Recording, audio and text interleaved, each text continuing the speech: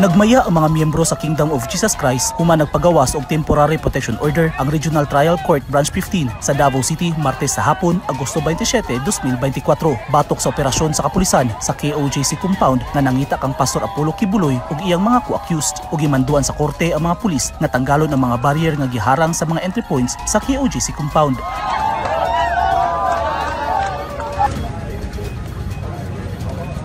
Apan luyo sa ilang kalipay, padayon gihapon ang police operation sa KOJC compound bisan pa man nga dunay cease and desist order ang korte sa Davao City. Sa gipagawas nga pahayag sa DILG, gipunto nila nga wala nakalatid sa temporary protection order nga undangon ang operasyon sa mga pulis sa KOJC compound. Ikumpirma sa Philippine National Police nga nadawat sa PRO 11 ang kopya sa temporary protection order gikan sa Regional Trial Court sa Davao City. Matud ni Police Colonel Jean Pajardo, ang spokesperson sa PNP, klaro nga nakalatid sa TPO nga gimanduan lang ang kapulisan nga pangtanggalon ang mga nakababag sa akses sa KOJC.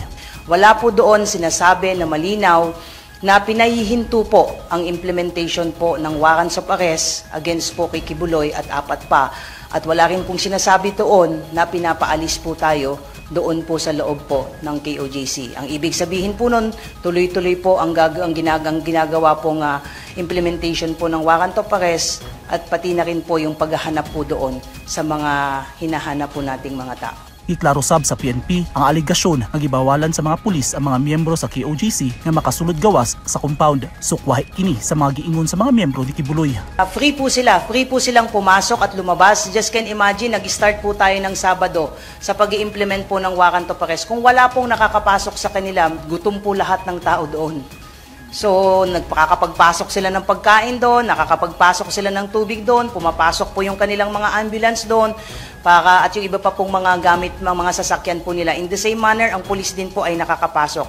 What we implemented there is a simple control lang po kung sino po doon sa mga, especially what happened po nung Saturday at hanggang kahapon kung saan po ay nagsagawa po sila po doon ng illegal assembly that hampered po yung flow po ng traffic doon sa area, particularly yung malapit po doon sa airport. Matud ni Fajardo, gipasakahan na og kaso sa PNP kagahapon ang mga miyembro sa KOJC nga nadakpan nga nagmagahi o misupak sa mga pulis. Nagsampa na po tayo ng kaso laban po doon sa mga inaresto po na individual na for resisting arrest and disobedience to the agents of a persons in authority, plus po yung violation po ng Batas Pambansa or 880, yung Public Assembly Act po.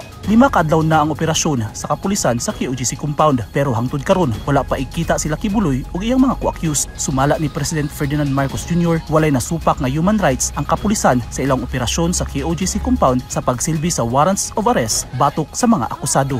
Eugene Hinutan, Newsline Philippines. Stay safe.